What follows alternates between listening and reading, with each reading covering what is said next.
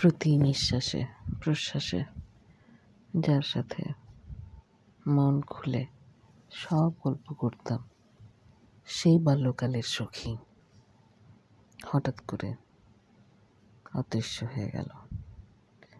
তার জীবনের ব্যস্ততায় সে এমনভাবে ডুব দিল যে আমার অস্তিত্ব তখন তার কাছে বিস্মৃতির অতলে।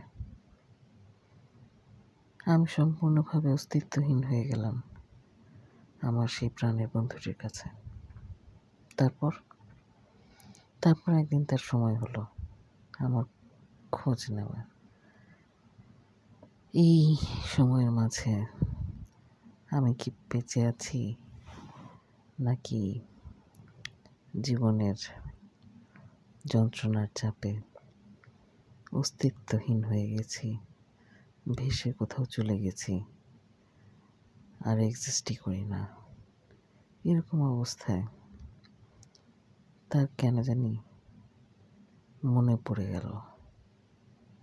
কিন্তু আমাকে মনে পড়ে গেলে আর কি হবে?